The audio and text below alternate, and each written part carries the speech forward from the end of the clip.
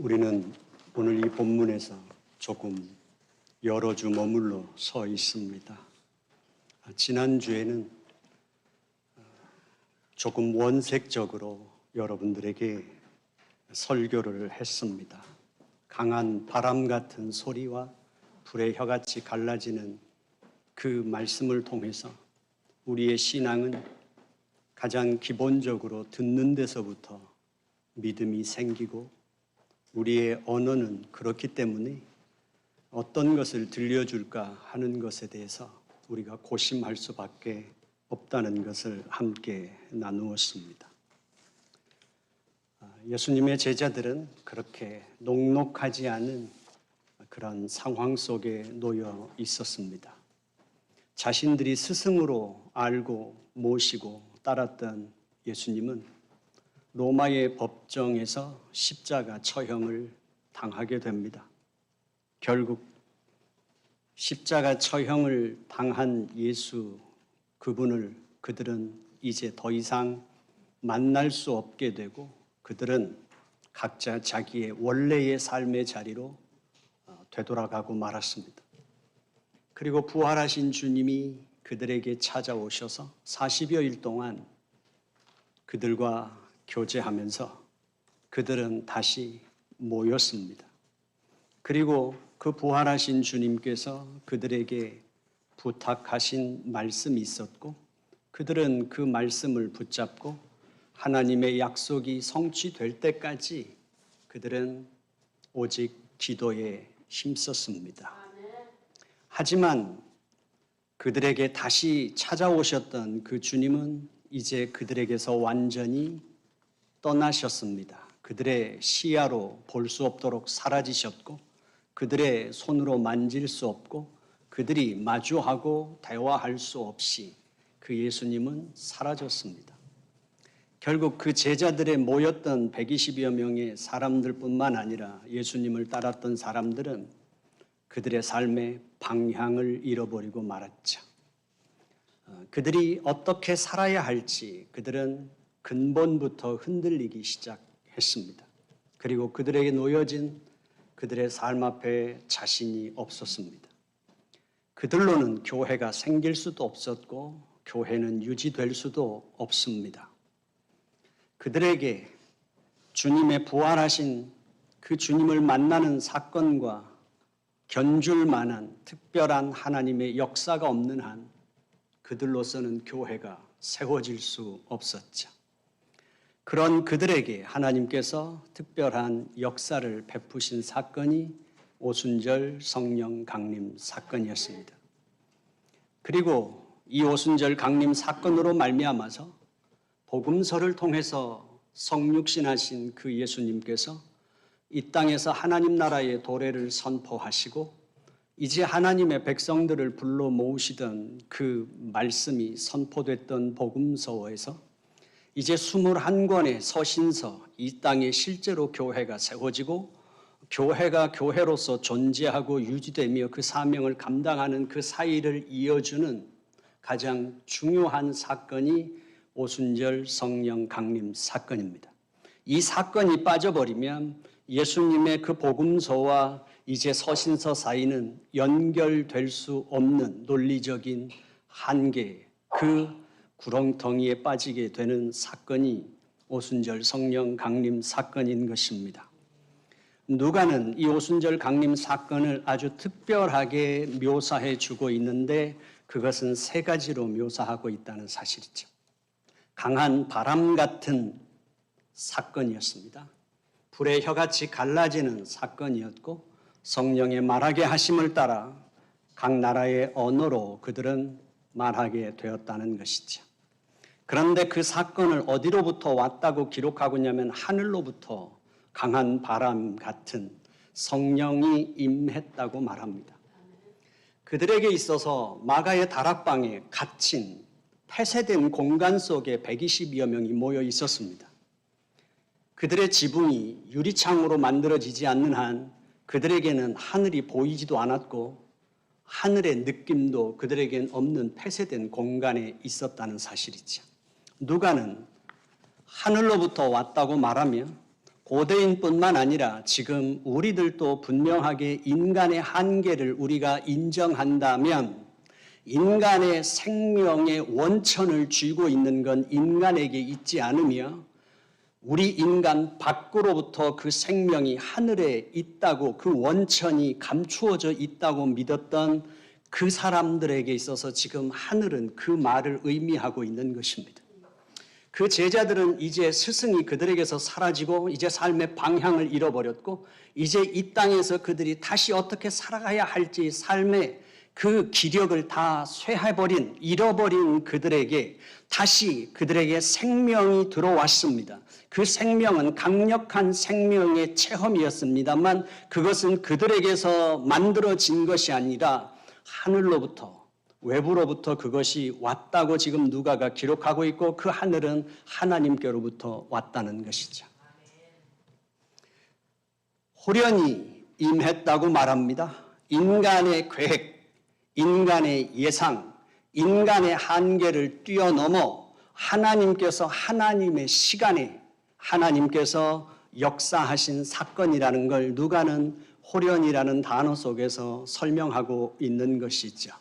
그러면서 하나님 안에서 오순절 성령 강림 사건으로 말미암아 이제 이 땅에 있었던 하나님의 사람들은 실제적으로 하나님의 시간 안으로 불러들임을 받았고 그 하나님의 시간 안에서 이제 그들은 하나님 나라의 백성으로서 실제로 살아갈 수 있게 된 사건이라고 가르쳐주고 있습니다. 두 번째는 강한 바람 같은 그 역사가 있었다고 말합니다.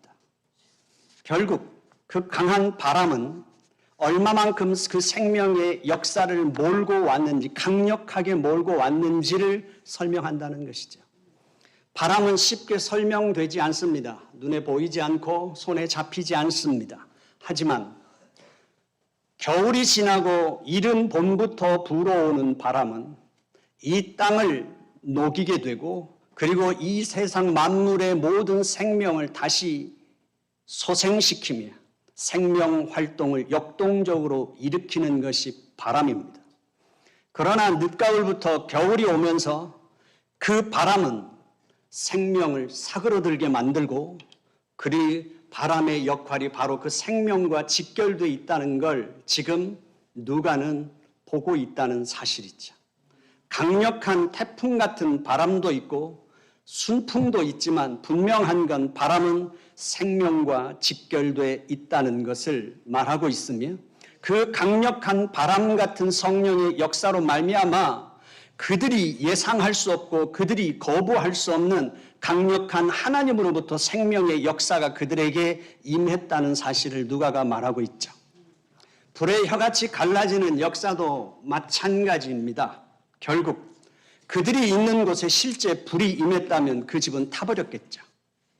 그러나 그 불은 생명의 능력, 하나님의 역사의 그 능력을 그들이 어떻게 임했는지 실제적으로 그림 언어를 통해서 혀같이 갈라지는 불의 역사처럼 하나님의 그 생명의 역사가 그들 속에서 나타났고 하나님은 이제 떠나서 그들의 스승은 눈에 보이지 않으며 손에 잡을 수 없고 더 이상은 대면하여 대화할 수 없는 그런 존재가 아니라 하나님은 멀리 계신 하나님이 아니라 이미 여기에 와 계신 하나님, 우리와 함께 하시는 그 하나님으로서 그 하나님의 임재를 지금 누가는 설명하고 있다는 것입니다. 바로 이런 사건을 통해서 오늘 누가가 그 성령 하나님에게 모두 거기 모였던 모든 사람들에게 성령 충만의 역사가 나타났다고 말합니다. 누가가 말하고 싶은 핵심입니다. 교회는 어떻게 발생할 수 있으며 교회는 어떻게 유지될 수 있는지에 대한 핵심을 지금 누가는 기록하고 있다는 사실이죠. 그들이 다 성령의 충만함을 받았습니다. 다입니다. 사도 바울에 의하면 모든 사람이 죄를 범하였으며 하나님의 영광에 이르지 못했다고 말합니다. 결국 거기에 있었던 모든 사람들은 열심히 말씀을 온전히 믿었기 때문에 성령을 받은 것이 아니라 목숨 걸고 열심히 금식기도 하고 철야 기도했기 때문에 성령의 역사를 받은 것이 아니라 그것은 전적으로 하나님의 역사였으며 거기에 있는 모든 사람들은 하나님의 통치 안에 하나님께서 주권적으로 강권적으로 역사하심을 받았다는 사실이죠. 그 성령의 영, 그 성령이라고 하는 것은 우리말로 풀으면 거룩한 영입니다. 그 거룩한 영 성령을 우리는 다른 말로 생명의 영이라고 말합니다. 생명의 영이라는 것은 살리는 영이라는 뜻이겠죠. 그렇다면 성령이 거룩한 영이요 생명의 영이요 살리는 영이라면 전제된 것이 있는데 그것은 죽음의 영이 있으며 죽이는 영이 있다는 사실을 전제하고 있다는 것입니다. 결국 그렇기 때문에 우리는 예배하며 말씀을 배우고 우리는 기도하며 끊임없이 자기를 성찰하고 이 세상을 우리는 통찰하며 이 세상을 향한 그리고 자기의 존재를 향한 선지자적이고 예언자적인 안목을 우리는 가져야 한다는 사실입니다. 이 세상에 우리가 그저 이 세상의 흐름대로 살아가며 조금 더 우리가 깨어 있으면 되는 것이 아니라 우리는 가짜와 진짜를 분별하려면 하나님으로부터 오는 진정한 영원한 그 궁극적인 생명을 무엇인지 알고 있어야만 이 땅에서의 모든 것에서 가짜를 분별해낼 수 있다는 것입니다. 우리는 진짜를 알지 못하는데 가짜를 분별해낼 수 없습니다. 거기에 모였던 모든 사람들이 성령의 충만을 받았습니다. 하나님의 통치 안에 들어가 궁극적인 생명이 무엇인지를 그들은 경험했고 알았다는 사실입니다. 그렇기 때문에 사도행전에서 계속해서 반복해서 강조하고 있는 것은 예수가 십자가에 붙잡히고 죽고 그가 고난당할 때 다 도망갔던 그들이지만 그들이 직접 감옥에 갇히며 핍박을 받고 고난을 받을 때도 그들은 고백할 수 있었습니다. 우리가 사람을 기쁘게 하랴 하나님을 기쁘게 하랴. 우리는 어떠한 경우에도 궁극적인 그 생명을 경험했고 생명을 소유한 자라는 사실을 그들이 경험했기에 성령 충만을 통해서 알았기에 이 세상의 위협 앞에 흔들리지 않고 자신들의 신앙을 고백할 수 있었다는 사실이죠. 우리는 그렇기 때문에 예배하고 말씀을 듣고 우리는 기도하며 끊임없이 우리는 하나님을 아는 지식에서 자라가야만 하며 우리는 이 세상을 통찰할 수 있어야 된다는 사실이죠. 이 세상의 끊임없는 발전, 의술도 성령의 역사의 한 부분이라고 우리는 인정할 수 있을 것입니다. 인간의 질병을 치료하고 인간의 생명을 연장하는 일이기 때문입니다. 하지만 분명한 건 인간의 의술이 아무리 발달해도 생명을 조금 연장할 수는 있어도 궁극적인 생명의 세계 속으로 들어갈 수는 없다는 사실이죠. 이 세상의 정치도 마찬가지입니다.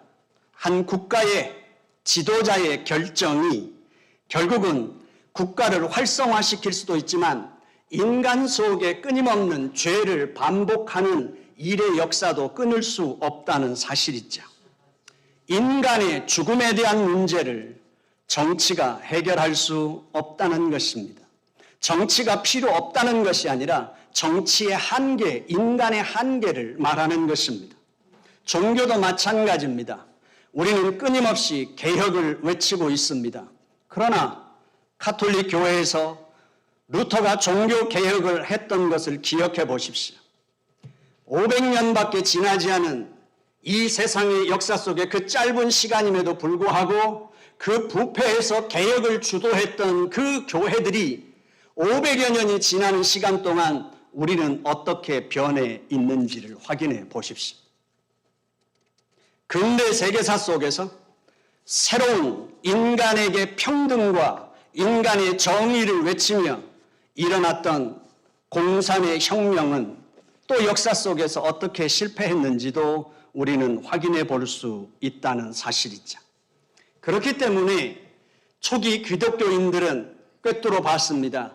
인간에게 궁극적인 생명에 도달할 수 있는 것은 바로 예수 그리스도 안에서밖에 없다고 그들은 그것을 고백했고, 그리고 그 복음을 증거했다는 사실이고, 그 120여 명이 그것을 경험했다는 것입니다.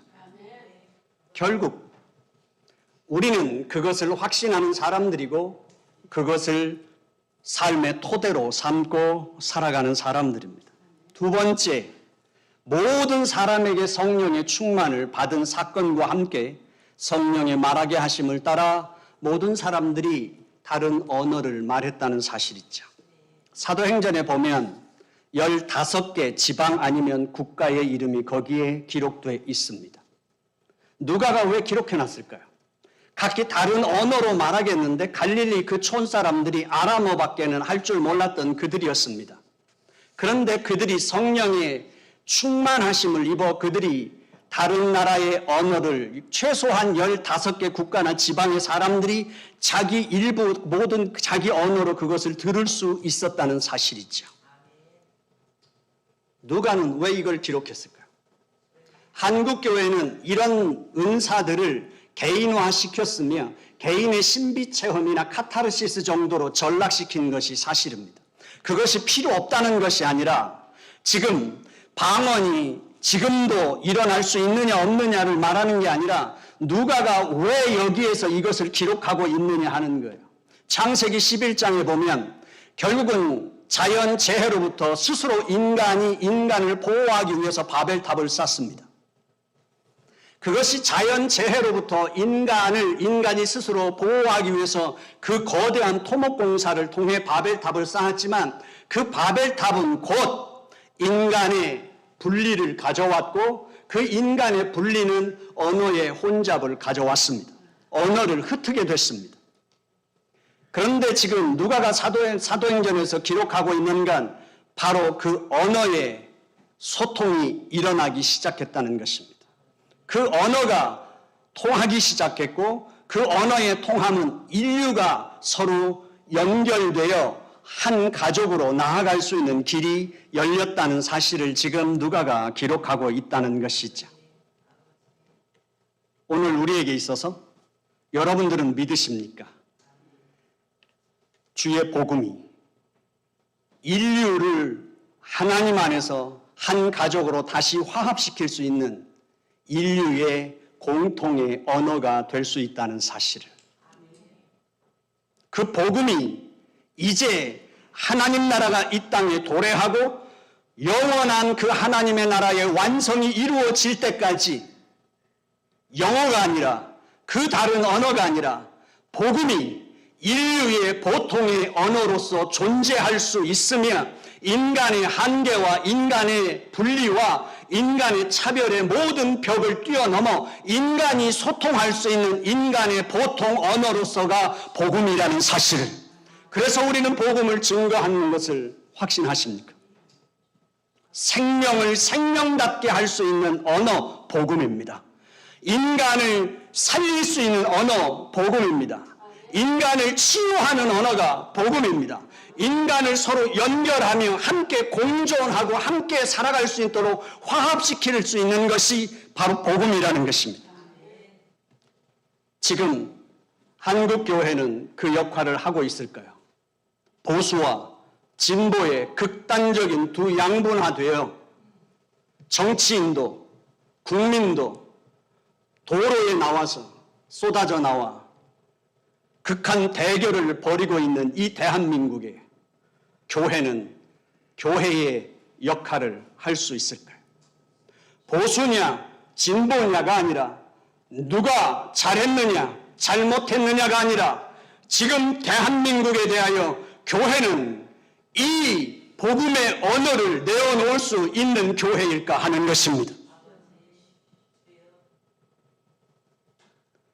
남한과 북한이 정치 체제가 다르며 이념이 다른 상태로 70년이라는 분단 국가로 왔지만 우리의 심령 속에는, 우리의 뇌리 속에는 우리는 한 민족이라는 그 확신을 갖고 있습니다.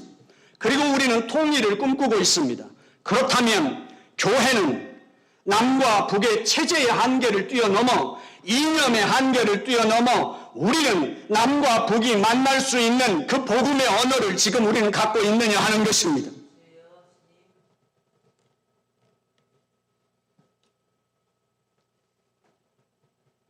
오히려 교회가 기득권을 갖고 정치판에 뛰어들어 목소리를 더 크게 내고 있는 지금 상황 속에 결국 교회가 생명의 영인 성령으로 충만하다면 부부 사이에도 동일하게 한국말을 하고 있는데도 갈등의 한계를 벗지 못하는 그 관계, 부모와 자식 사이에서도 동일하게 한국 언어를 하지만 세대의 갈등을 뛰어넘지 못하는 한계, 민족과 민족이, 국가와 국가가, 사회와 사회가 대립하고 있는 그 속에서 우리가 분명하게 복음이 우리의 일반 언어요, 이 땅의 생명의 언어라고 믿는다면, 교회는 지금 성령 충만하다면 이 생명의 언어를 말할 수 있어야 된다는 것입니다.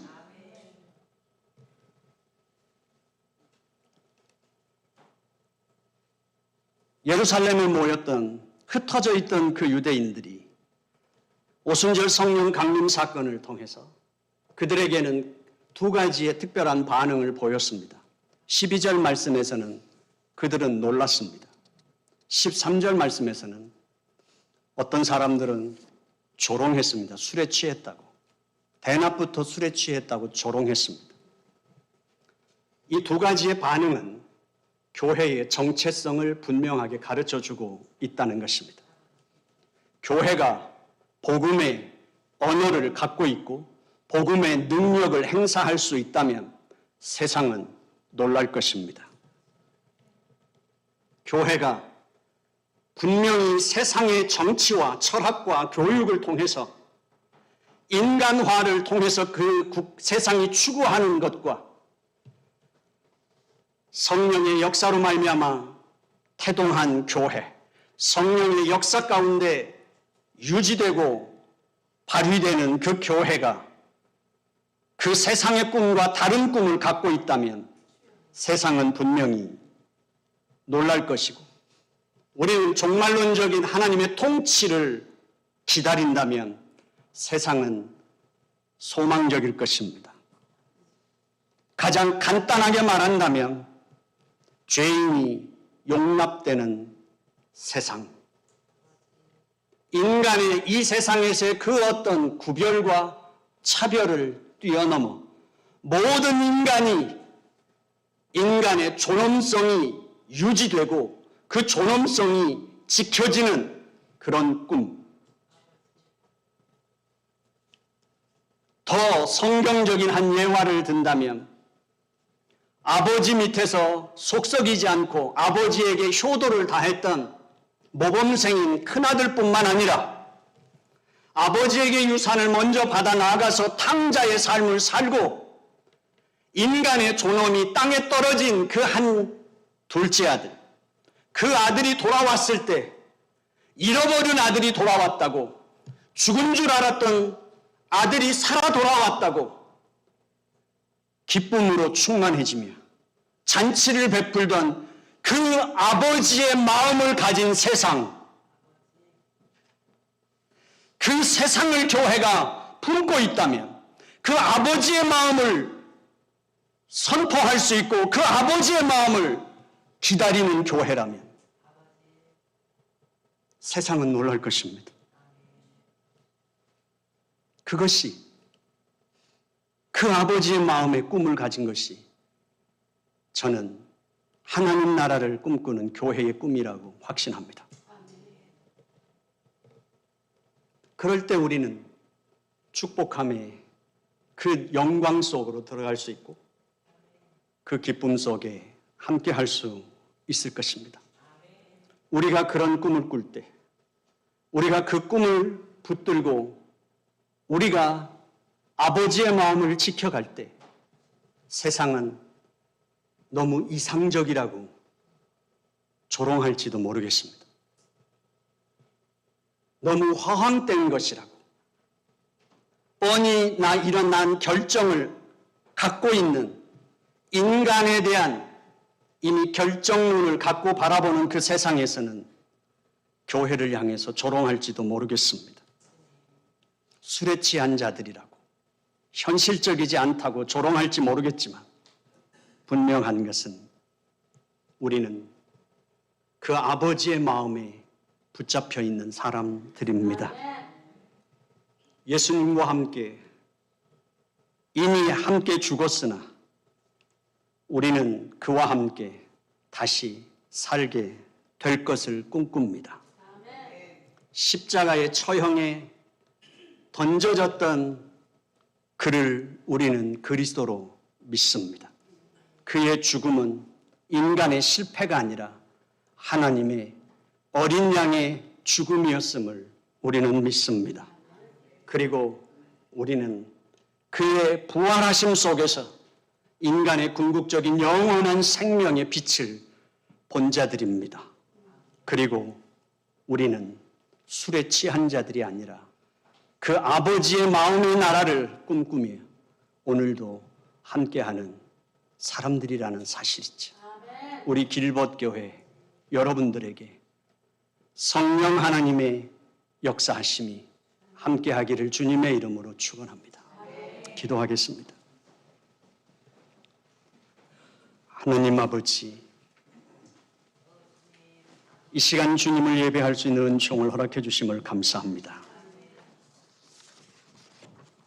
쉽게 흔들리는 저희들입니다. 쉽게 망각하는 저희들입니다.